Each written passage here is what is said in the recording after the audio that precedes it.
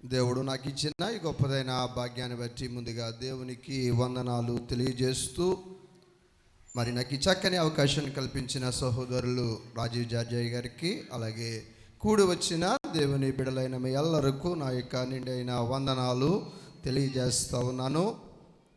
కొద్ది నిమిషాలు దేవుని యొక్క బంగారు మాటలు వినే ప్రయత్నం చేద్దాం. మరి చాలా రోజులైంది నేను కూడా ఈ వేదిక మీద నుంచి ప్రసంగించి, మరి దేవుని యొక్క మహాకృపను బట్టి ఆయనకు సర్వదా రుణగ్రస్తుడినై ఉన్నాను. ఈ యొక్క మధ్యాహ్న కాల సమయంలో దేవుని యొక్క బంగారు మాటలు మనము వినే ప్రయత్నం చేద్దాం. ఆదికాండ గ్రంథము 37వ అధ్యాయము 4వ వచనాన్ని చదువుకుందాం.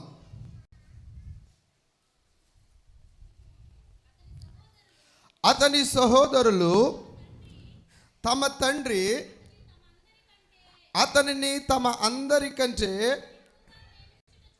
ఎక్కువగా ప్రేమించుట చూచినప్పుడు వారు అతని మీద పగబట్టి అతనిని క్షేమ సమాచారమైనను అడుగలేకపోయిరి.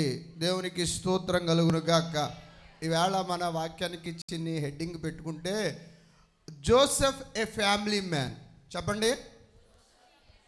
ఫ్యామిలీ మ్యాన్ అన్నదాన్ని నేను తెలుగులో తర్జుమా చేయలేను, కానీ మీకు అర్థమైపోద్ది. యోసేపు కుటుంబమును గురించి పట్టించుకునే వ్యక్తి, కుటుంబమును గురించి పట్టించుకునేటువంటి వ్యక్తి అని దానికి హెడ్డింగ్ పెట్టుకుంటే ఇంకా ఇంగ్లీష్లోనే బాగుంది కదా. చెప్పండి, జోసెఫ్ ఏ ఫ్యామిలీ మ్యాన్. చిన్ని ప్రార్థన. పరిశుద్ధుడా, ప్రేమ కలిగిన మహారాజా, నీకు వందనాలు. నేటి ప్రత్యేక ఆదివార కాల సమయంలో నీ సాన్నిధ్యంలో మేమందరము ఈ విధంగా నిన్ను స్మరించి నిన్ను ఆరాధించటానికి మీరు మాకు ఇచ్చిన గొప్పదైన తరుణాన్ని బట్టి వందనాలు, స్తోత్రాలు. నాయనా, నేటి ఆదివార కాల సమయంలో నీ ప్రియ బిడ్డలకు అవసరమైన వాక్యమును మీరు అందించమని ప్రార్థిస్తూ ఉన్నాను. నాయనా, అల్పుడను అభాగ్యుడు నన్ను నీ యొక్క సిలువు చాటును మరుగుపరిచి మందరికీ అవసరమైన వాక్యమును మీరు అందించి బలపరచుమని నా నోట మీ మాటలు ఉంచండి. నీ శక్తి గల మాటలు, దయగల మాటలు మాకు అందించి నీ ఆత్మతో నడిపించుమని మమ్మను అందరినీ కూడా నీ ఆధీనంలోనికి, మీ స్వాధీనంలోనికి తీసుకొని నీ శక్తితో బలపరిచి మాట్లాడుమని యేసు నామమున ప్రార్థిస్తూ ఉన్నాను తండ్రి, ఆమేన్. ప్రియమైన దేవుని సంగమా, మన యొక్క నిత్య జీవితంలో, మన యొక్క జీవితాల్లో కుటుంబం అనేది చాలా ఇంపార్టెంట్ థింగ్ కదా. కుటుంబానికి ముందు వ్యక్తిగా మనం చాలా ఇంపార్టెంట్, వ్యక్తులుగా మనం చాలా ఇంపార్టెంట్. వ్యక్తి ఏమవుతాడంటే కుటుంబంగా ఉంటాడు, కుటుంబం వల్ల సమాజంగా మారుతుంది, కుటుంబాలల్లి సమాజంగా మారుతాయి, సమాజం వల్ల కూడా ఎలాగ మారుతుందంటే దేశాలుగా, రాజ్యాలుగా మారుతాయి. కనుక ముందుగా మనల్ని మనం బాగా ఉండాలని కోరుకుంటాం, అందులో తప్పేమీ కూడా లేదు. అనాది కాలంలో కూడా దేవుడు ఆదాము ఒంటరిగా ఉన్నప్పుడు అతడు ఒంటరిగా ఉండడం మంచిది కాదని చెప్పి అతని కొరకు ఒక సాటి అయిన సహాయాన్ని ఏర్పరిచి, మీరు ఈ భూమి మీద విస్తరించి ఫలించి దీన్ని నింపండి బాబు అని చెప్పి వాళ్ళని కూడా ఒక కుటుంబంగా ప్రభువు తయారు చేశారు కదా. అలాగే ఈవేళ 2026 సంవత్సరంలో మనం చూస్తే ఎక్కడా కూడా జాయింట్ ఫ్యామిలీస్ అనేవి లేవు. 99% అన్నీ కూడా న్యూక్లియర్ ఫ్యామిలీస్, అంటే చిన్న కుటుంబాలు. ఈ చిన్న కుటుంబాలకి సమాజం పెట్టుకున్న పేరేంటే చిన్న కుటుంబము, చింతలేని కుటుంబం.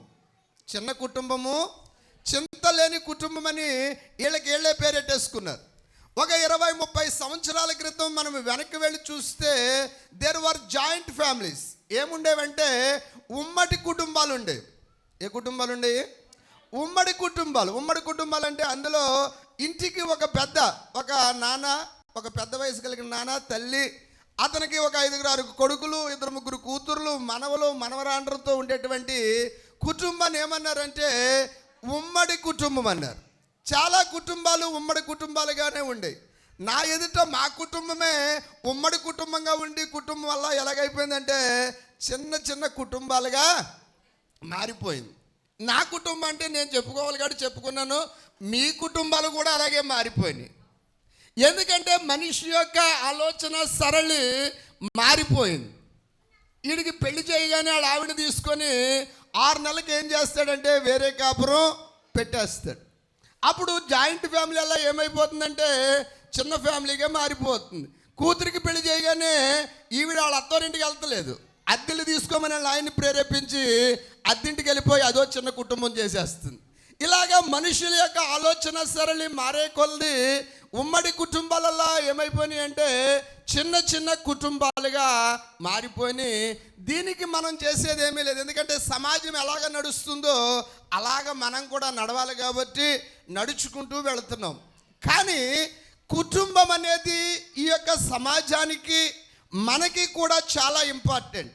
The support of the family, కుటుంబం యొక్క సపోర్టు ప్రతి వ్యక్తికి కావాలి. కావాలా అవసరం లేదో చెప్పండి? కావాలి. నువ్వు కుటుంబంలో ఒక వ్యక్తివని ముందుగా గుర్తుంచుకోవాలి. కుటుంబంలో ఒక వ్యక్తివని నువ్వు గుర్తుంచుకోవాలి. చాలామంది కుటుంబం యొక్క గౌరవమును కాపాడటానికి ప్రయత్నించే వాళ్ళు ఉన్నారు.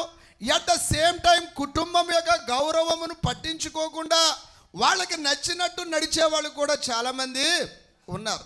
ఏదేమైనా వ్యక్తులుగా ఉన్నటువంటి మనము ఒక విషయాన్ని గుర్తుపెట్టుకోవాలి. ఏంటి అంటే we are a part and parcel in the family. మనము కుటుంబంలో ఒక భాగము. చెప్పండి, నిన్ను నీవు కుటుంబము నుంచి వేరుగా చేసుకొని బ్రతకటం కష్టం. బాబు, నువ్వెవరబ్బాయి అంటారు, నువ్వెవరమ్మాయి అంటారు, నీది ఏ కుటుంబం అంటారు, నువ్వు ఎక్కడి నుంచి వచ్చావంటారు, కానీ నీ ఇండివిజువాలిటీ, నీ బ్యాక్గ్రౌండ్ను ఆలోచించకుండా నీకు ఐడెంటిటీ అనేది ఉండదు. ఇది కుటుంబం గురించినటువంటి లిటిల్ బిట్ ఇంట్రడక్షన్. అయితే ఈవేళ ఆదికాండ గ్రంథము 37వ అధ్యాయము ఈ 4వ వచనంలో మనం చూస్తే యోసేపు అనేటువంటి ఒక వ్యక్తి ఉన్నాడు. ఏమన్నారు చెప్పండి? ఈయన గురించి నేను చాలాసార్లు బోధించాను. చాలామంది దైవజనులు, మళ్ళీ జార్జయ్య గారు, డాడీ, వీళ్ళందరూ కూడా చాలాసార్లు మీరు బోధించారు. అయినా ఒకసారి ఈయన గురించి మరికొన్ని విషయాలు లోతుగా మనం అధ్యయనం చేసే ప్రయత్నము చేద్దాం.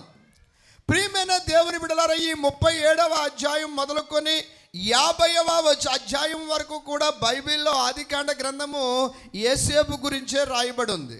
దేని గురించి రాయబడి ఉంది చెప్పండి? యోసేపు గురించే రాయబడి ఉంది. ఈ యొక్క యోసేపు యొక్క తండ్రి ఎవరంటే యాకోబు. యోసేపు యొక్క తండ్రి ఎవరు చెప్పండి?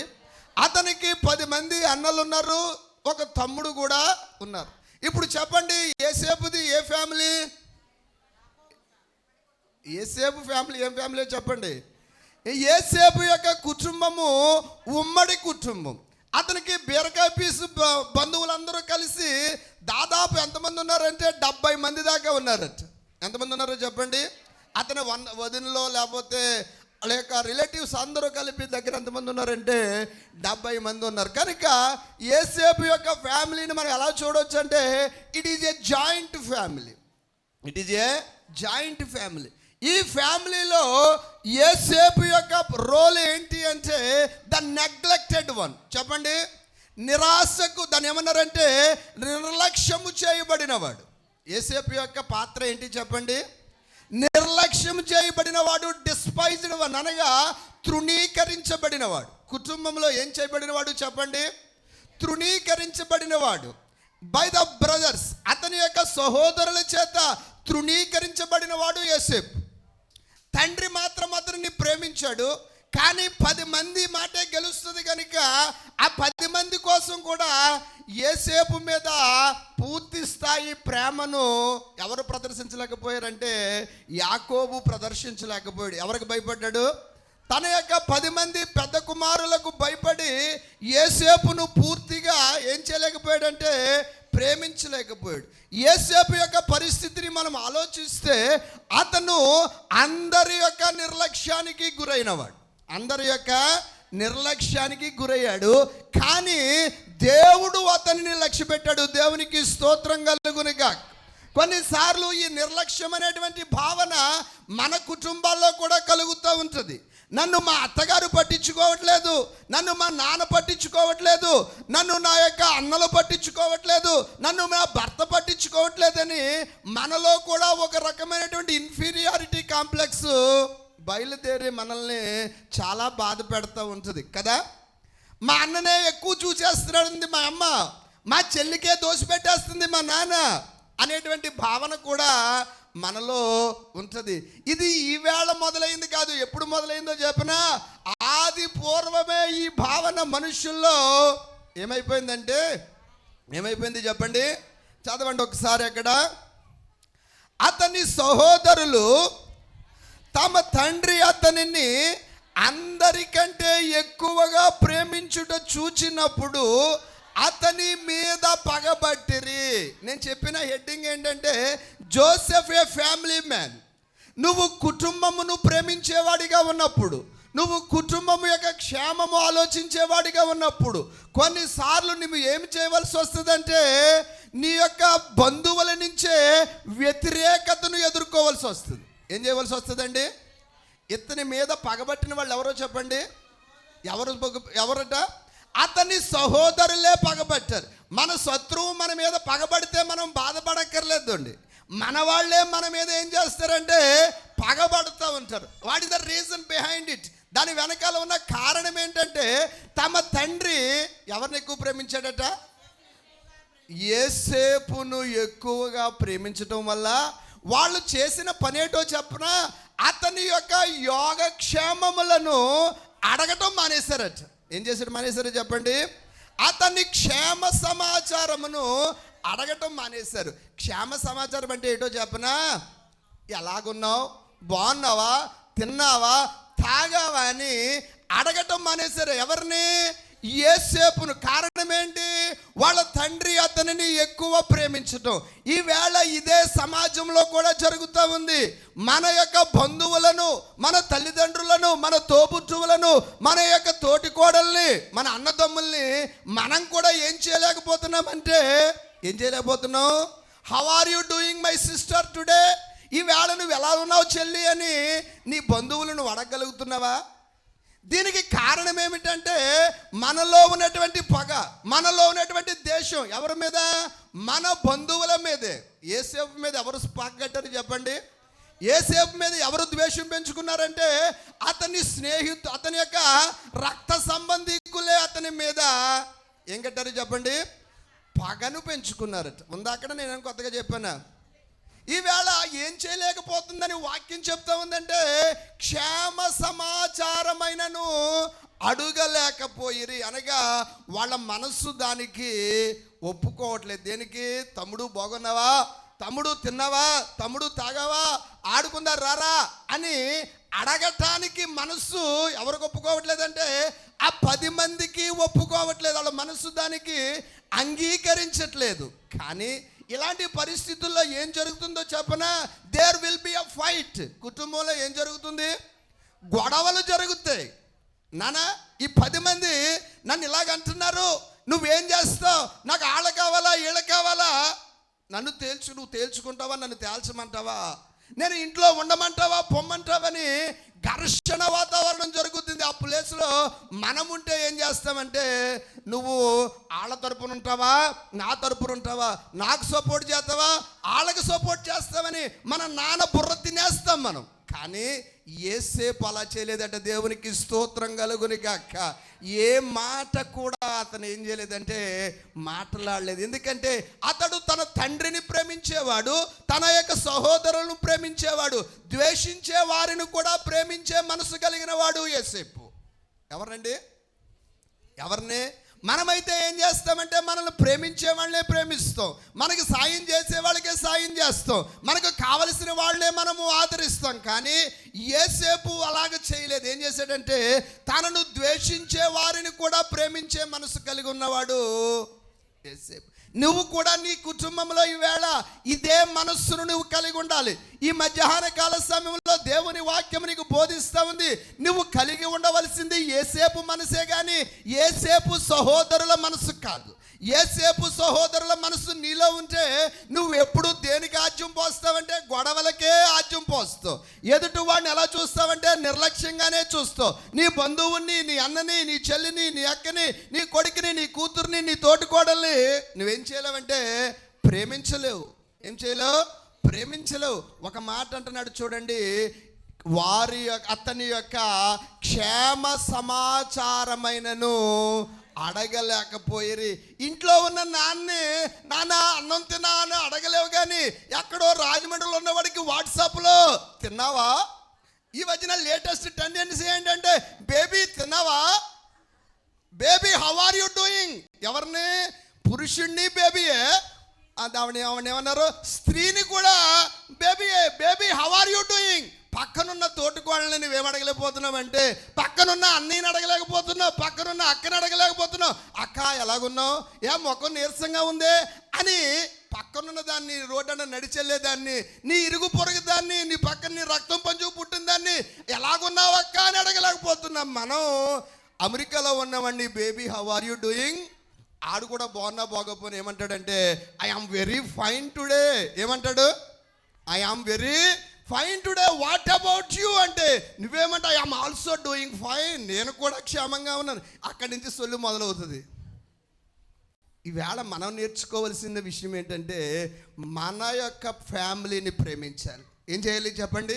వాళ్ళు నిన్ను ప్రేమిస్తున్నారా లేదా అన్నది it is not a point. యేసేపును సహోదరులు ప్రేమించలేదు, కానీ యేసేపు ఎవరిని ప్రేమించాడు చెప్పండి?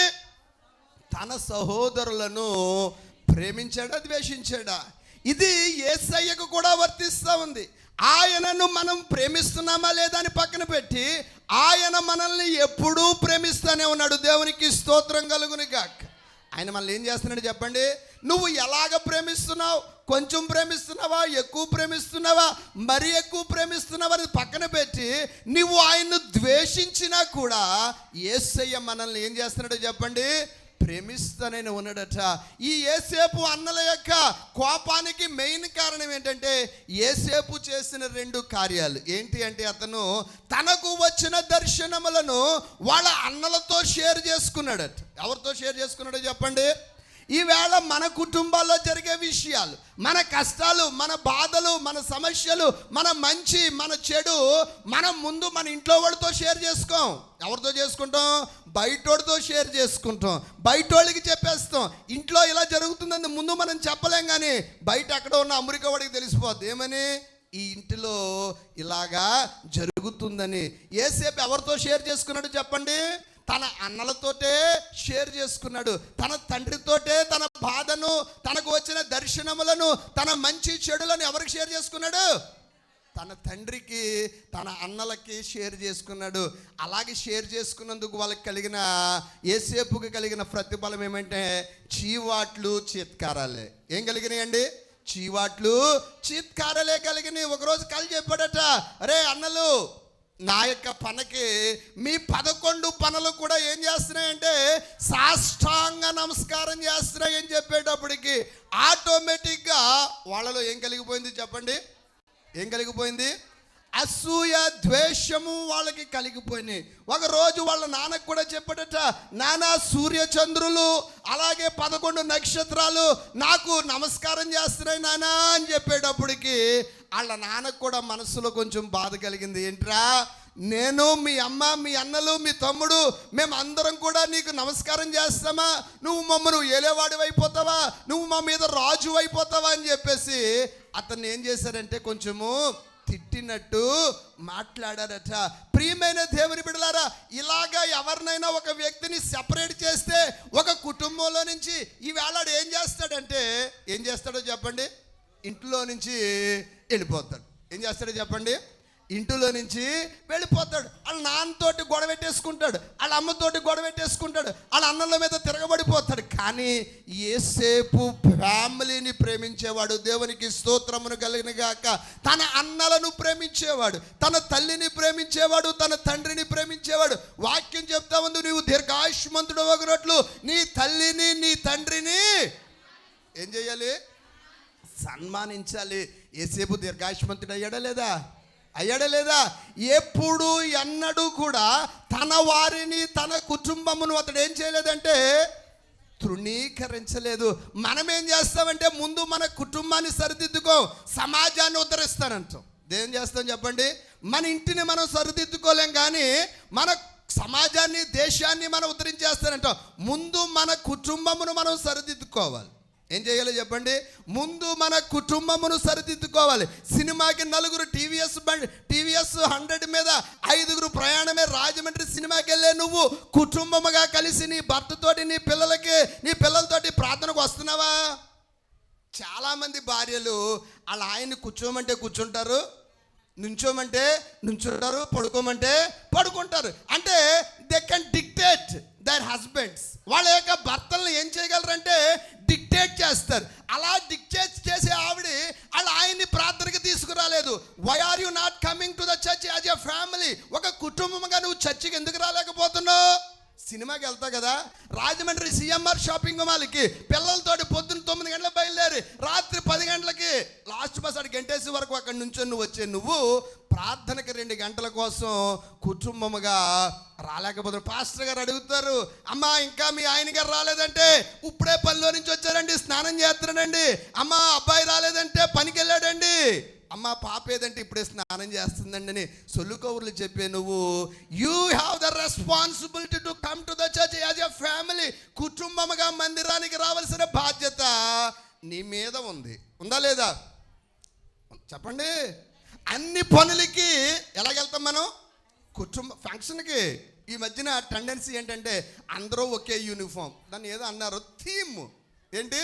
నేను మొన్న అరుణశ్రీ గారి చర్చ్ ఓపెనింగ్కి అందరూ ఒకే డ్రెస్ వేసుకోవటం ఏంటట థీమ్. అంటే ఈ వైట్ ఉందనుకోండి, ఫ్యామిలీ మెంబర్స్ అందరూ ఏం వేసుకోవాలి? థీమే వైట్ వేసుకోవాలి. థీమ్ వేసుకునే వచ్చి నువ్వు, నేనేం కాదంటలేదు, తప్పు అంటలేదు, సంతోషించండి, ఆనందించండి, దాన్ని నేనేం పాయింట్అవుట్ చేయట్లేదు. మందిరానికి కూడా ఎలా రావాలంటే థీమ్తో రా, తప్పేముంది? కానీ ఒకడు 10 గంటలకు వస్తాడు, ఒకడు 11 గంటలకు వస్తాడు, ఒకడు రానే రాడు. దేవుని మందిరానికి వచ్చేటప్పుడు మనం ఎలా ఉండలేమంటే కుటుంబముగా రాగలమా? రాలేకపోతున్నాం. ప్రయత్నించాలి. నీ భర్తని నేను ఎంతో ప్రేమిస్తావు, నీ భార్యని నువ్వు ఎంతో ప్రేమిస్తావు, నీ బిడ్డలను నువ్వు ఎంతో ప్రేమిస్తావు. అలాగ ప్రేమించగలిగినప్పుడు నీ భర్త యొక్క ఆత్మ రక్షించబడకుండా ఉంటే that is the fault of yours. ఆ ఫాల్ట్ ఎవరిదో చెప్పండి? నీ తప్పే. నీ బిడ్డలు రక్షణ మార్గంలో లేకుండా ఉంటే, నీ కుటుంబము రక్షణ మార్గం లేకుండా ఉంటే అది నీ బాధ్యతే. అది నీ బాధ్యతే. యేసేపు ఆ బాధ్యతను నిర్వర్తించాడు. ఎప్పుడు? తనకు అన్నీ సక్రమంగా జరిగినప్పుడు కాదండి, అన్నీ తనకు వ్యతిరేకంగా జరిగినప్పుడు యేసేపు కుటుంబమును నిర్లక్ష్యము చేయలేదు. కుటుంబము నీకు ఏం చేసిందని కాదు నువ్వు ఆలోచించటం, అసలు ఆ కుటుంబానికి నువ్వేం చేస్తున్నావు అన్నది కూడా నువ్వు ఆలోచించుకోవాలి. ఈ కుటుంబంలో ఉన్న వ్యక్తులు నాకేం చేస్తారని నువ్వు అనుకోవద్దు. ఏమనుకోవాలి చెప్పండి? అసలు నేను నా కుటుంబ సభ్యులకు నేనేం చేస్తున్నాను, నా అత్తమామలకి, నా తోటికోళ్ళకి, నా మరుదులకి, నా బావలకి, నా యొక్క పిల్లలకి, నా యొక్క అత్తమామలందరికీ నేను ఏం చేశాను అనేది నువ్వు కూడా ఆలోచించుకోవాలి. కుటుంబంలో నువ్వు ఒక పార్ట్. చెప్పండి, కుటుంబంలో ప్రభువు ప్రతి ఒక్కరికి ఒక బాధ్యతను అప్పచెప్పాడు. దేవునికి స్తోత్రం కలుగును గాక. నీ పిల్లలను పెంచే బాధ్యత ప్రభు నీకు అప్పచెప్పి ఉండొచ్చు. ఈ లోకంలోకి నువ్వు ఉత్తినే ఏమీ రాలేదు, ఒక ఉద్దేశంతో, ఒక పర్పస్ తోటే ప్రభువు నిన్ను లోకంలోకి పంపించాడు. You have to fulfil your responsibility. నీ రెస్పాన్సిబిలిటీని నువ్వేం చేయాలంటే సక్రమముగా నిర్వర్తించగలగాలి. ఏం చేయాలి చెప్పండి? సక్రమముగా నిర్వర్తించగలగాలి. కుటుంబంలో నా పాత్ర ఏంటి? కోడలుగా నా పాత్ర ఏంటి? అల్లుడుగా నా పాత్ర ఏంటి? కొడుకుగా నా పాత్ర ఏంటి? కూతురుగా నా పాత్ర ఏంటి? మనవడగా నా పాత్ర ఏంటి? మనవరాలుగా నా పాత్ర ఏంటి? తోటి కోడలుగా నా పాత్ర ఏంటి అని చెప్పి నీ పాత్రను నువ్వు సక్రమముగా నిర్వర్తించాలి. ఏం చేయాలి చెప్పండి? ఎదుటి వాళ్ళు వాళ్ళ పాత్రలో విఫలమవుతున్నారు కదా అని నువ్వు వాళ్ళ గురించి పట్టించుకోవాల్సిన పని లేదు. కానీ నీ రోలు నువ్వు పోషించగలిగినప్పుడు నీ కుటుంబము దేవుని చేత ఆశీర్వదించబడిన కుటుంబంగా ఉంటుంది. ఏం చేయబడుతుంది చెప్పండి? నీ కుటుంబము దేవుని చేత ఆశీర్వదించబడిన కుటుంబముగా ఉంటుంది తప్ప ఏమాత్రమును కూడా నిర్లక్ష్యానికి గురి కాదు. ప్రియమైన దేవుని బిడ్డలారా, ఎలాగ స్టోరీ ముందుకు వెళ్ళే కొలది యోసేపును తన అన్నలు ఏం చేశారు? పట్టుకెళ్ళి చెప్పండి, గోతులో పడేశారు. ఏం చేశారు? గోతులో పడేశారు. ఈవేళ గోతులో పడేయటం పక్కనెట్టి మనకు రావాల్సిన ఆస్తిలో ఒక 100 రూపాయలు తక్కువ ఇస్తే మనం ఊరుకోవట్లేదు. ఏం చేయట్లేదు చెప్పండి? యోసేపుని అన్నయ్యలు ఏం చేశారు? ఒకడికి అమ్మేస్తారు, పొతీఫర్ అనేవాడికి అమ్మేస్తారు. ఒక లాజిక్ చెప్పనా, యోసేపును తన రక్త సంబంధులు ప్రేమించలేకపోయారు, కానీ పొతీఫరు ప్రేమించాడు, ఫరో ప్రేమించాడు. దేవునికి స్తోత్రం కలుగును గాక. లాజిక్ ఏంటంటే, నా అనుకున్న వాళ్ళు ప్రేమించలేకపోయారు. ఎవరనుకుంటే పరాయి వాళ్ళు యోసేపును ప్రేమించారు. పొతీఫరు అన్యుడు ప్రేమించాడు, ఫరో రాజు అన్యుడు ప్రేమించాడు. ఎవరు ప్రేమించలేకపోయారు? తన రక్త సంబంధులు ప్రేమించలేకపోయారు. ఒకవేళ నువ్వు అనుకుంటున్నావేమో, నువ్వు నిర్లక్ష్యపడుతున్నావేమో, నా వాళ్ళు అనుకున్న వాళ్ళు ఎవరు నన్ను ప్రేమించట్లేదు, నేను ఎక్కడికి వెళ్ళినా కుటుంబ సభ్యుల చేత తిరస్కారానికే గురవుతున్నావని నువ్వు అనుకుంటున్నావేమో. అందరూ నిన్ను ప్రేమించకపోయినా దేవుడు నిన్ను ప్రేమిస్తాడు. ఎవరు ప్రేమిస్తారు చెప్పండి? అయ్యో, నా అన్న, నా అక్క, లేదా నా అన్నయ్య, నా చెల్లి, నా తండ్రి నాకు ఇవ్వవలసిన వాటా ఇవ్వలేదు, నాకు అన్యాయం చేశారు, నా షేర్ నాకు ఇవ్వలేదు, నన్ను పట్టించుకోవట్లేదు, మా నాన్న మా అక్కనే ఎక్కువ చూసేస్తున్నాడు, మా అన్న మా అమ్మ నా అన్ననే ఎక్కువ చూసేస్తుందని నీలో నిర్లక్ష్య భావం ఏదైనా ఉంటే నువ్వు బాధపడవలసిన పని లేదు. వాళ్ళు నిన్ను పక్కన పెట్టినా నీ దేవుడు నిన్ను ఏం చేస్తాడో చెప్పండి? ఆయన ప్రేమిస్తాడు, ఆయన నిన్ను హెచ్చిస్తాడు. అతను నమ్మేశారట. ఎవరికి? పొతీఫర్కి అమ్మేసిన తర్వాత by the grace of God, దేవుడి దయ వల్ల యోసేపు ఎక్కడికి వెళ్ళిపోయాడు చెప్పండి? ఒక మంచి పోస్ట్కి వెళ్ళిపోయాడు. ఒక మంచి పోస్ట్కి వెళ్ళిపోయాడు. వెళ్ళిపోయిన తర్వాత మనం ఏం చేస్తాం చెప్పండి? ఇలాగ నిర్లక్ష్యానికి, ఇలాగ అవమానాలకి గురైన తర్వాత మనమైతే ఏం చేస్తామంటే అసలు ఎదుటోడి ముఖం మళ్ళా మనం చూడం. కానీ యోసేపుకి తన అన్నల ఎడల అప్పుడు ఏ ప్రేమ ఉందో ఇప్పుడు కూడా అదే ప్రేమ ఉంది. దేవునికి స్తోత్రం కలుగును గాక. చీ అన్నప్పుడు ఏ ప్రేమ ఉందో అధికారంలోకి వచ్చిన తర్వాత కూడా యోసేపుకి అదే ప్రేమ. ఏ ప్రేమ ఉందని చెప్పండి? అదే ప్రేమ. మనమైతే ఏం చేస్తామంటే అప్పుడు వరకు అదే ఇంట్లో ఉంటాం. కొంచెం ఆ ఇంటికంటే మంచి ఇల్లు కట్టుకున్న తర్వాత ఈ ఇల్లు నీకు ఎలా కనపడుతుంది అంటే, ఎలా కనపడుతుంది? అబ్బే, ఆ ఇంట్లో వెళ్ళలేను నేను, ఆ ఇంట్లో ఏసీ లేదు, ఆ ఇంట్లో ఫ్యాన్ లేదు, ఆ ఇంట్లో లైటింగ్ లేదు, ఆ ఇంట్లో ప్రేమ లేదు. అప్పటి వరకు ఎక్కడ దిగో అక్కడే ఉన్నాం. ఈవేళ కొంచెం పొజిషన్ మారేటప్పటికి, ఈవేళ చీర కొంచెం మంచి చీర కట్టేటప్పటికి, ఈవేళ స్థితి కొంచెం మారేటప్పటికి మనం ఎక్కడ నిలబడమంటే భూమి మీద నిలబడం. అప్పటి వరకు అదే సైకిల్ తొక్కుతావు. ఈవేళ సైకిల్ తొక్కమంటే అబ్బే నాకు రాదండి, సైకిల్ తొక్కి చాలా సంవత్సరాలు అయిపోయింది. అప్పుడు వరకు అదే బండి మీద ఉంటావు, అదే బండి తోలుతావు. ఈవేళ బండి తోడమంటే బాబోయ్ కళ్ళల్లో ఇసుక పడిపోతుంది, కళ్ళల్లో మట్టి పడిపోతుంది.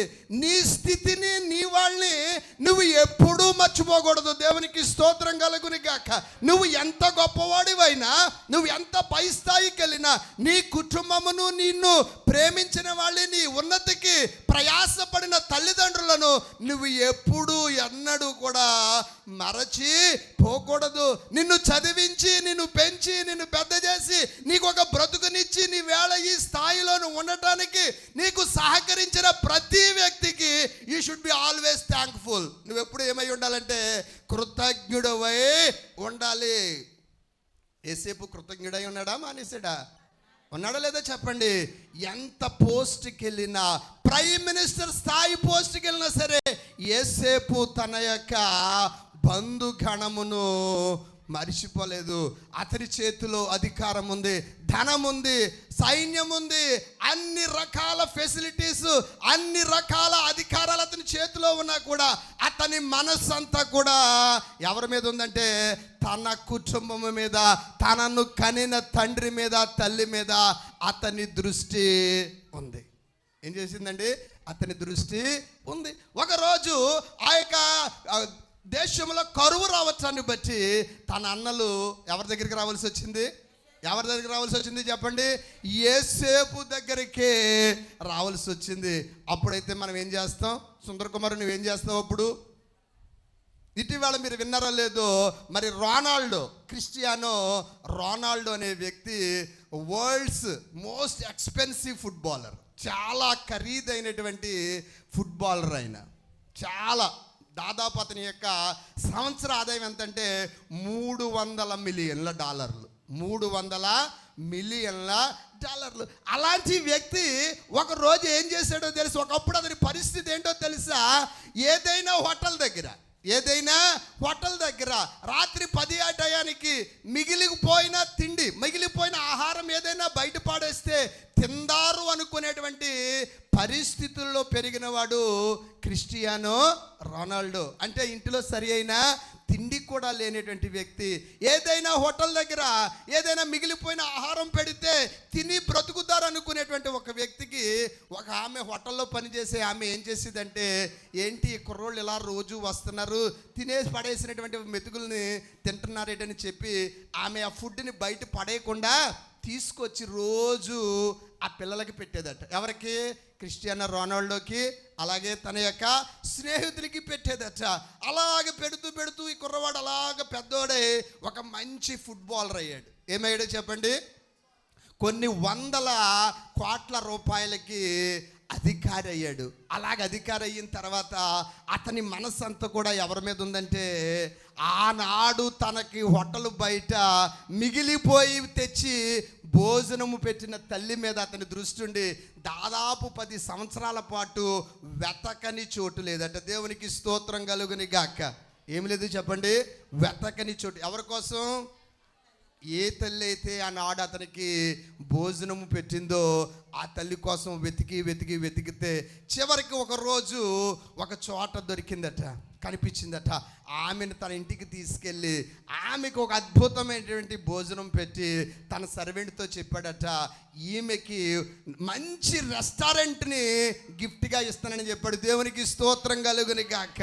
ఆ ఒక రోజు సర్వెంట్గా ఉన్న ఆమెను ఏం చేశాడంటే ఒక రెస్టారెంట్కి ఓనర్గా చేశాడు. రొనాల్డో మర్చిపోయాడా? అతనిలో ఏముందో చెప్పండి? కృతజ్ఞత. ఏముంది? కృతజ్ఞత. తనకు సహాయము చేసినటువంటి ఒక స్త్రీకి తన యొక్క రుణమును ఎలాగ తీర్చుకోవాలో ఆలోచిస్తే ఒకరోజు ఆ స్త్రీ అతనికి కనపడేటప్పటికి ఒక రెస్టారెంట్ని ఆమెకి గిఫ్ట్గా ఇచ్చాడు. మనమైతే ఏం చేస్తామంటే మర్చిపోతాం. దేన్ని మర్చిపోతాం చెప్పండి?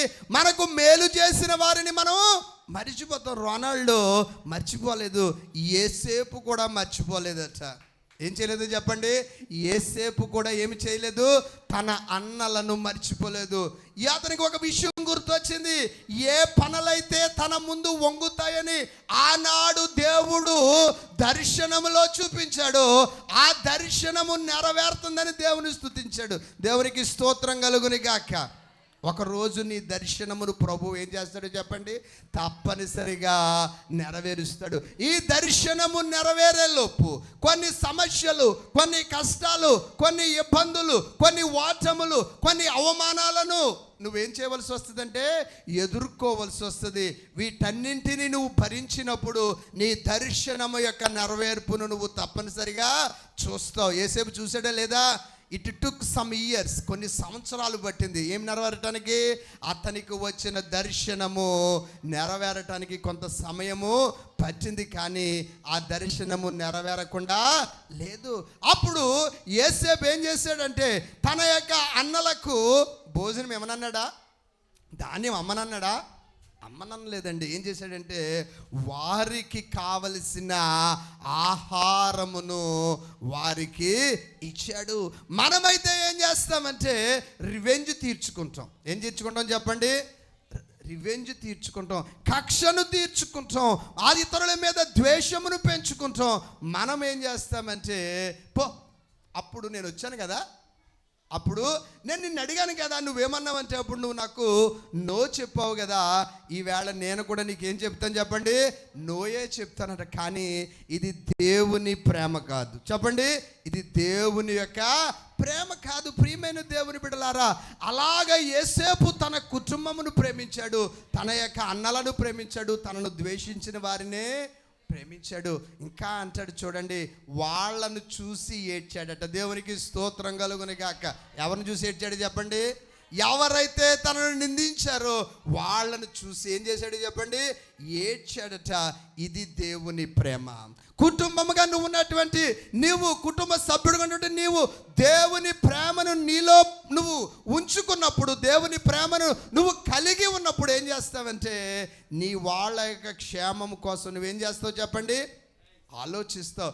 వాళ్ళు మాట్లాడుతున్నారా లేదన్నది అనవసరం, నువ్వు మాట్లాడుతున్నావా లేదన్నదే పాయింట్. వాళ్ళు మాట్లాడితేనే మాట్లాడతానండి, వాళ్ళు చేయిస్తే నేను చేయిస్తానండి, వాళ్ళు పలకరిస్తేనే నేను పలకరిస్తానన్నది ఎవరి ఆలోచన చెప్పండి? యోసేపు సహోదరుల ఆలోచన. యోసేపు ఆలోచన ఏంటో చెప్పండి? అందరూ కావాలి నాకు, అందరి క్షేమము నాకు కావాలి, నేను బాగుండాలి, నా భార్య బాగుండాలి, నా భర్త బాగుండాలి, నా కుటుంబం బాగుండాలని కోరుకునే నీవు నీ బంధువులు కూడా బాగుండాలని తప్పనిసరిగా కోరుకోవాలి. కొంతమందిలో స్వార్థం బాగా ఎక్కువైపోద్ది. నేనే బాగుండాలి. ఏంటి చెప్పండి? నేనే, మా ఆయనే, మా పిల్లలే బాగుండాలి, మిగతా వాడు ఎలా పోయినా నాకు పర్వాలేదు. నువ్వు బాగుండాలని కోరుకో, తప్పులేదు. ఇతరులు కూడా బాగుండాలని కోరుకోవటమే దేవుని ప్రేమ. క్రైస్తవుడిగా నువ్వేం కలిగి ఉండాలంటే ఈ ప్రేమను తప్పనిసరిగా కలిగి ఉండాలి. యేసేపు కలిగి ఉన్నాడో లేదో చెప్పండి? కలిగి ఉన్నాడు. ఇంకా ఏం చేశాడు చెప్పనా? వాళ్ళు అడిగిన దానికంటే, వాళ్ళు కోరుకున్న దానికంటే ఎక్కువ ఇచ్చాడు. ఇంకా చెప్తాను చూడండి. కొంచెం పోస్ట్ పెరిగేటప్పటికి ఫస్ట్ మనం చేసే పని ఏంటంటే, మన అమ్మని మన నాన్నే మర్చిపోవటం. ఏంటి చెప్పండి? మన హోదా కొంచెం మెరిగేటప్పటికి మన అమ్మని నాన్ని మర్చిపోవటం. యేసేపు అడుగుతున్నాడు, నా తండ్రి క్షేమముగా ఉన్నాడా? దేవునికి స్తోత్రం కలుగును గాక. ఏమడుగుతున్నాడు చెప్పండి? నా తండ్రి క్షేమముగా ఉన్నాడా? ఈవేళ ఎంతమంది పిల్లలు తమ తల్లిదండ్రులను ప్రేమిస్తున్నారు? ఎంతమంది తల్లిదండ్రులు తమ బిడ్డలని బాగా చూసుకుంటున్నారు?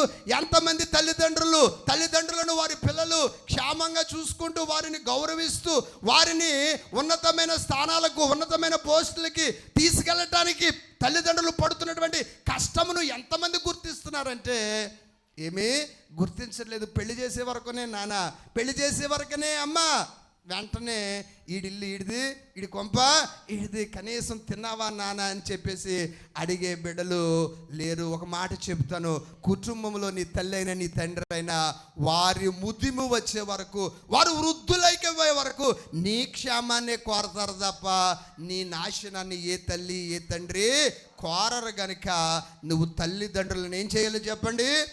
ప్రేమించాలి. నువ్వు ఒక యాపిల్ తింటున్నావా? మంచి యాపిల్ ఎవరికి ఇవ్వాలి?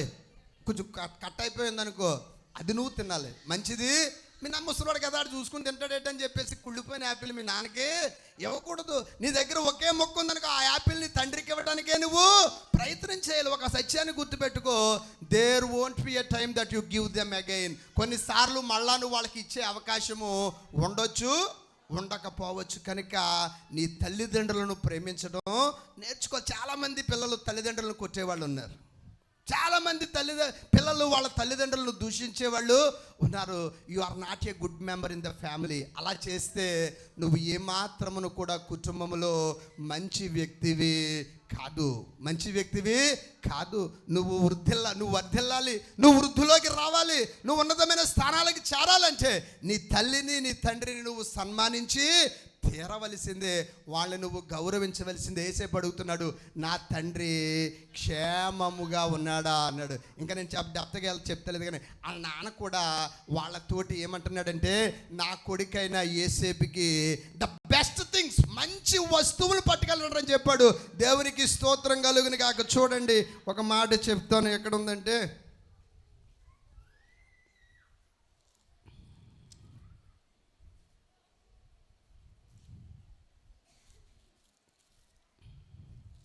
ఆ 43వ అధ్యాయము 11వ వచనం చదువుకుందాం.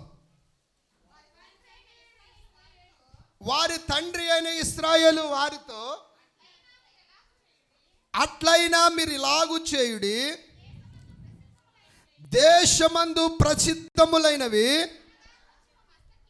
అనగా కొంచెము మస్తకి, కొంచెము తేనె, సుగంధ ద్రవ్యములు, బోళము, పిస్తాకాయలు, బాదము కాయలు మీ గోనెలలో వేసుకొని ఆ మనుష్యునికి కానుకగా తీసుకొని పోవుడి. దేవునికి స్తోత్రం కలుగుని గాక. తండ్రి ప్రేమ ఎలాగుంటుంది, కృతజ్ఞత కలిగిన వాడి ప్రేమ ఎలాగుంటుంది ఇలాగ ఉంటుంది. ఎలాగుంటుందో చెప్పండి, ఎలాగుంటుందో చెప్పిన యాకోబు ప్రేమలాగా ఉంటుంది. యాకోబు ప్రేమలాగా ఉంటుంది.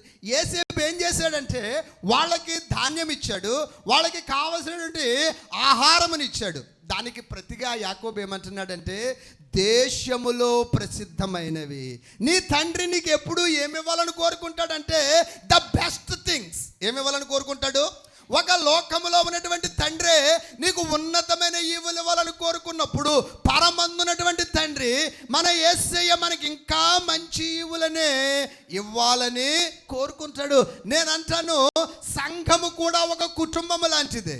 ఏంటి చెప్పండి? సంఘము కూడా ఒక కుటుంబం లాంటిదే. మనందరము కూడా మామూలు కుటుంబంలో ఒక వ్యక్తులుగా అయినప్పుడు ఒక తండ్రి రక్తాన్ని పంచి పుట్టుకుంటాం. కానీ సంఘం అయితే దేవుని రక్తమును పంచుకుని పుట్టింది. దేవునికి స్తోత్రం కలుగుని గాక. ఈ సంఘములో ఏముండకూడదంటే అరమరికలు ఉండకూడదు. సహోదర ప్రేమ ఉండాలి. ఒకరిని ఒకరు ప్రేమించుకోవాలి, ఒకరిని ఒకరు గౌరవించుకోవాలి, ఒకరినొకరు హెచ్చించుకోవాలి, ఒకరి లోటుపాట్లను ఒకరు అర్థము చేసుకోవాలి. అంతే తప్ప అందరూ వచ్చేది ఒక గుడికే, అందరూ వచ్చేది ఒకే దేవుడి దగ్గరికే, అందరూ ప్రార్థించేది ఒకే దేవుడినే, కానీ బయటికి వెళ్ళాక జుట్టు కొట్టేసుకుంటే ఇది దేవుని ప్రేమ ఏమాత్రమును కూడా కాదు. సంఘం అనేది ఒక కుటుంబము లాంటిదే. ఈ సంఘానికి పరమ తండ్రి అయిన దేవుడు ఏమి ఇవ్వాలని కోరుకుంటాడు చెప్పండి? Best things. ఏమి ఇవ్వాలనుకున్నాడు చెప్పాడు? వాళ్ళ కొడుకులకి చెప్తున్నాడట, ఏ మనుష్యుడు ఆ మనుష్యుని దగ్గరికి, యేసేపు అనే మనుష్యుని దగ్గరికి దేశములో ప్రసిద్ధమైనటువంటి తేనె, బాదము, మిగతా పిస్తా ఇలాంటి బెస్ట్ థింగ్స్ని పట్టుకెళ్ళాలని చెప్పాడట. నీ దేవుడు కూడా నువ్వు మంచి వ్యక్తివైతే నీకు ఏమి ఇవ్వాలని కోరుకుంటాడు చెప్పండి? మంచి ఈవులనే ఆయన ఇవ్వాలని కోరుకుంటాడు. కనుక మనం ఏ మనసు కలిగి ఉండాలి చెప్పండి? మంచి మనస్సును కలిగి ఉండాలి. మంచి రోల్ పోషించాలి. ఇందులో కుటుంబ క్షేమం కోసం నీ రోల్ పోషించాలి, సంఘ క్షేమం కోసం నీ రోల్ నువ్వు పోషించాలి. విశ్వాసం అయితే విశ్వాసిగా, మ్యూజిషియన్ అయితే మ్యూజిషియన్గా, సింగర్ అయితే సింగర్గా, పరిచర్య చేసేవాడు అయితే పరిచర్య చేసేవాడిగా, పాటలు పాడేదాని అయితే పాటలు పాడేవాడిగా, బోధకుడు అయితే బోధ చేసేవాడిగా నీ రోల్ నువ్వు పోషించాలి. కొంతమంది వాళ్ళ రోల్ పోషించడం మానేసి మిగతా వాళ్ళ రోల్ కూడా వెళ్ళే పోషించేస్తూ ఉంటారు. అదన్నీ అనవసరం. కానీ నీ పాత్ర, కుటుంబంలో నీ పాత్ర ఏంటి, సంఘములో నీ పాత్ర ఏంటి, నువ్వు సరిగ్గా పోషించగలిగినప్పుడు దేవుడు నీకు ఏమిస్తాడో చెప్పండి? ఏం చేస్తాడో చెప్పండి? శ్రేష్టమైన ఈవులను ఇస్తాడు. ఇదే యాకోబు అంటాడు, నాకు సమస్తము కూడా ఏం జరుగుతున్నాయంటే ప్రతికూలంగా జరుగుతున్నాయి. యేసేపు ఒక మాట చెప్పాడట, నేను మీకు ఆహారం ఇవ్వాలంటే మీ తమ్ముడు కూడా తీసుకురండి అన్నాడు. ఏమన్నాడు చెప్పండి? మీ తమ్ముడు కూడా తీసుకురండి అన్నాడట. అప్పటికి యాకోబుకి ఆ మాట నచ్చలేదు. ఎందుకంటే ఈయన కూడా అక్కడ పెట్టేసుకుంటే నేను ఏమైపోతానంటే పుత్రహీనుడిగా అయిపోతాను. ఏమైపోతాను? పుత్రహీనుడిగా నేను అయిపోతాను. కనుక అతను అంటున్నాడు, నాకు సమస్తము ప్రతికూలముగా జరుగుతున్నాయి. ఈ మాట మనం కూడా అనుకుంటూ ఉంటాం. నా జీవితంలో ప్రతిదీ కూడా ప్రతికూలంగానే జరుగుతుంది, ప్రతిదీ నాకు యాంటీగానే జరుగుతుంది, నేను ఏది పట్టుకుంటే అది మస్ అయిపోతుంది. ఈ ఫీలింగు కొన్నిసార్లు మనకి కలుగుతూ ఉంటుంది. నేను కూడా ఎక్స్పీరియన్స్ చేశాను. మనం ఎందులో ఏలెడితే అది ఏమైపోద్ది అంటే మనకి దూరం అయిపోద్ది. నాకు ఉద్యోగం రాకముందు ఏ జాబ్కి అప్లై చేసినా అది ఎవడొక్కడికి వచ్చేసి చెప్పండి. ప్రైవేట్ కంపెనీలు, ప్రైవేట్ స్కూల్లో అప్లై చేస్తే ఏమయ్యేదంటే మనం అప్లై చేసిన ప్రతి ఉద్యోగం ఎవడొక్కడికి వచ్చేసేది. మనం ఏది ముట్టుకుంటే అది మటాష్ అయిపోయేది. అప్పుడు అనిపించేది నాకు సమస్తము ఎలా జరుగుతున్నాయి చెప్పండి, ప్రతికూలంగా, యాంటీగా జరుగుతున్నాయి. ఇది నా ఎక్స్పీరియన్సే కాదు, ప్రతి వ్యక్తి జీవితంలో కూడా ఇలాంటి ఎక్స్పీరియన్స్ ఒకటి ఉంటుంది. నేను ఏది పట్టుకుంటే అది అయిపోతుందిరా, ఏది పట్టుకుంటే అది ఫెయిల్ అయిపోతుందిరా, ఏది పట్టుకుంటే అందులో ఓడిపోతుండ్రా, ఏ గేమ్ ఆడితే ఆ గేమ్లో ఓడిపోతున్నానురా, ఏ పరీక్ష రాస్తే పరీక్షలో ఫెయిల్ అయిపోతున్నాను అనేటువంటి ఫీలింగు. ఎన్ని సంబంధాలకు వెళ్ళినా సంబంధం కుదరట్లేదు, ఎంతమంది అడిగినా అప్పు ఇవ్వట్లేదు, ఎంతమంది డాక్టర్ల దగ్గరికి వెళ్ళినా జబ్బు తగ్గట్లేదు, అన్నీ ప్రతికూలంగా జరుగుతున్నాయి. ఈ మాట నువ్వు అనుకున్నది కాదు, ఎవరు అనుకున్నది చెప్పండి, ఎవరు అనుకున్నారు చెప్పండి? అలనాడు మహాభక్తుడైనటువంటి యాకోబు కూడా అనుకున్నాడట, ఇదిగో నాకు సమస్తము ప్రతికూలంగా జరుగుతున్నాయి. నేను చెప్తాను చూడండి, దేవుని మాట, ప్రతి ప్రతికూలతను దేవుడు అనుకూలతగా మార్చగలడు. గట్టిగా చప్పట్లు కొట్టి ప్రభును స్తుతిద్దాం. ఒకప్పుడు యేసేపుకి అన్నీ ప్రతికూలంగానే జరిగినాయి. అనుకూలంగా జరిగినాయా? ప్రతిదీ ప్రతికూలంగానే జరిగింది. ప్రతి ప్రతికూలతను ఆయన అనుకూలతగా మార్చగలడు. ప్రతి ఓటమిని గెలుపుగా మార్చగలడు. ప్రతి నిరాశను ఆశగా ఆయన మార్చగలడు. ప్రతి అనారోగ్యమును ఆయన ఆరోగ్యముగా మార్చగలడు. ప్రతి నిందను ఆయన గౌరవముగా మార్చగలడు. ప్రతి ఓటమిని ఆయన గెలుపుగా మార్చగలడు. దేవునికి సమస్తము సాధ్యమే గనుక ప్రియమైన దేవుని బిడ్డలారా, మన జీవితాల్లో, మన కుటుంబాల్లో కొన్ని వెలుతులు, కొన్ని ఇబ్బందులు ఉన్నప్పుడు నిరాశ నిస్పృహలకు మనం గురి కాకూడదు. ఎవరి మీద నమ్మకం ఉంచాలి? దేవుని మీద నమ్మకం ఉంచినప్పుడు దేవుడు మన కుటుంబాలను ఆశీర్వదిస్తాడు. ఇంకొక మాట చెప్పేసి నేను ముగిస్తాను చూడండి. తనను ఎంతగానో నిందించి, తనను ఎంతగానో దూషించి, తనను ఎంతగానో అవమానపరిచినటువంటి తన కుటుంబానికి యేసేపు ఏమిచ్చాడో చెప్పనా? ఏమిచ్చాడో చెప్పండి?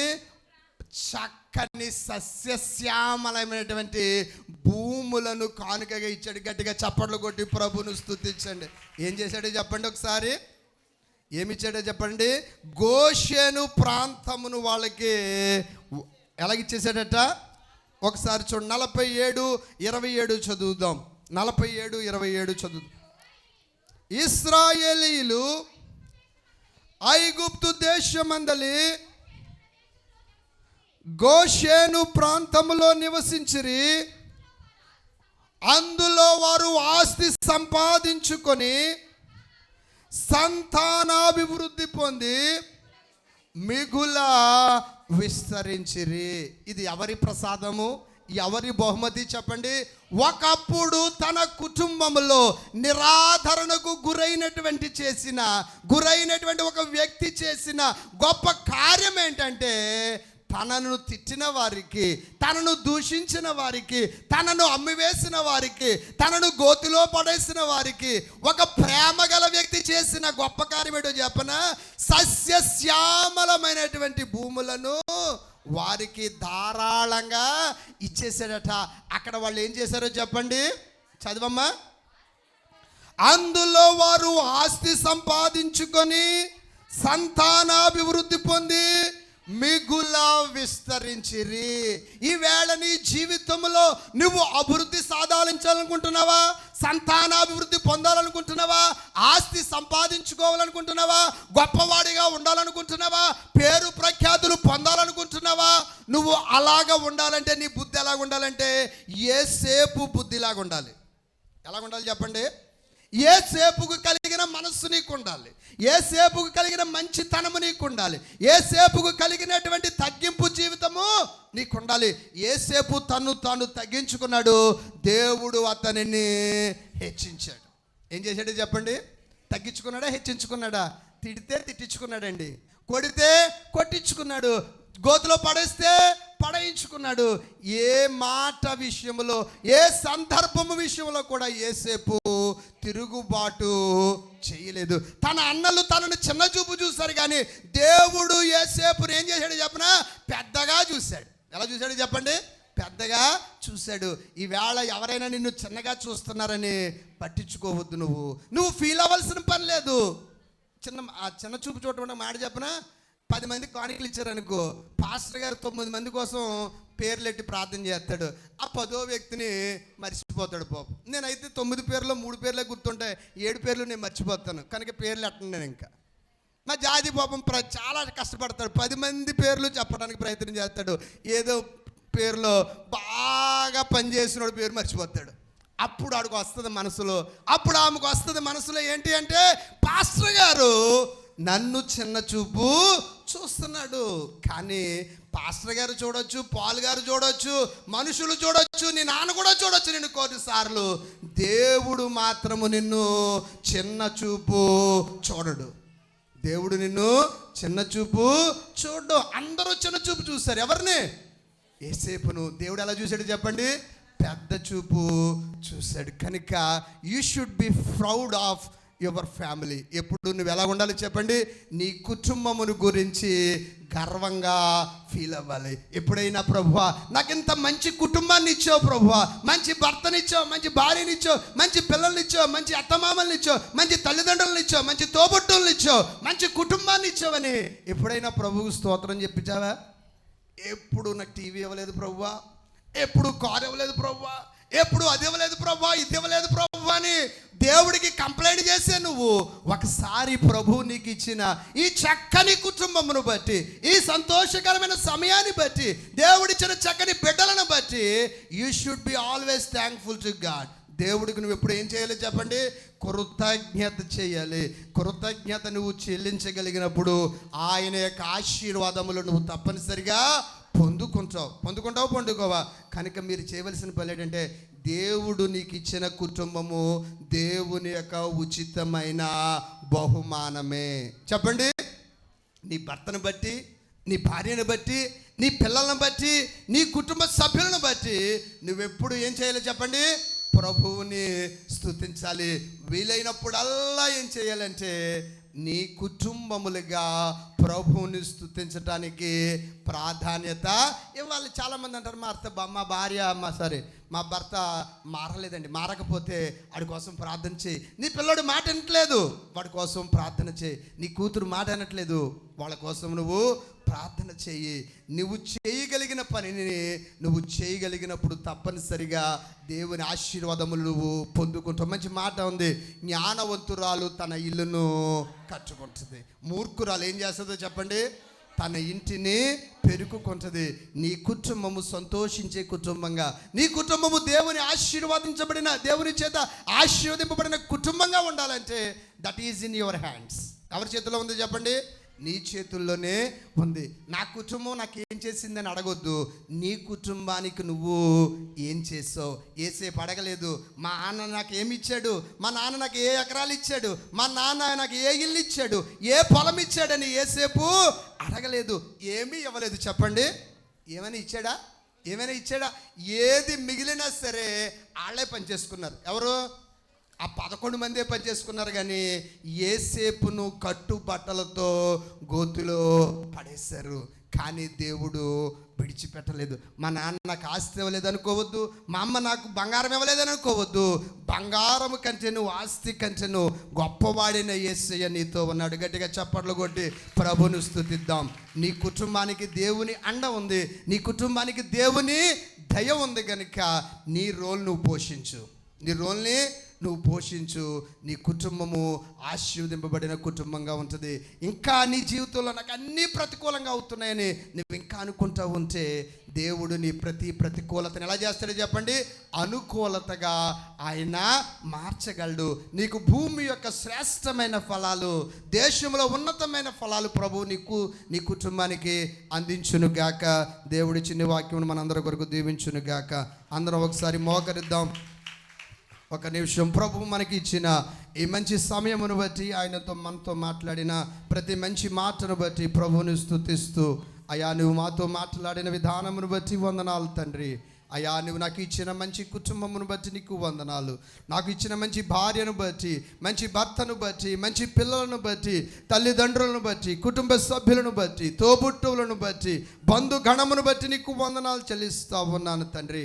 నిజమే, కొన్నిసార్లు నా కుటుంబంలో నేను చిత్కారాలకు, అవమానాలకు, నిందలకు నిర్లక్ష్యానికి గురైనప్పటికీ కూడా నువ్వు నన్ను విడువనని ఎడబాయనని నీ యొక్క భక్తుడు యేసేపు యొక్క జీవితమును ఒక చక్కని ఉదాహరణగా చూపించడం ద్వారా మీరు మాతో మాట్లాడారు తండ్రి. నీకు వందనాలు, స్తోత్రాలు. నా కుటుంబమును దీవించండి, నా కుటుంబమును మీరు ఆశీర్వదించండి, నా కుటుంబంలో ఉన్న వెలుతులు మీరు తీర్చండి, నా కుటుంబంలో ఉన్న ప్రతి సమస్యను దూరపరచండి. నా భర్తకు మారు మనసును దయచేయండి, నా బిడ్డలకు మారు మనసును దయచేయండి, నా బిడ్డలకు మంచి భవిత మంచి భవిష్యత్తును మీరు దయచేయండి. కుటుంబంలో ఉన్న ఆర్థిక సమస్యలు, కుటుంబంలో ఉన్న అనారోగ్య సమస్యలు, కుటుంబంలో ఉన్నటువంటి వివిధ రకాలైన ఇక్కట్లు, ఇబ్బందులు యేసు అధికారము గల నామమున మీరు తీసివేయండి. నా కుటుంబము ఒక సంతోషకరమైన కుటుంబముగా, దేవుని చేత ఆశీర్వదింపబడిన కుటుంబముగా, దీవించబడిన కుటుంబముగా నా కుటుంబము ఉండులాగనని కృపను ప్రసాదించుమని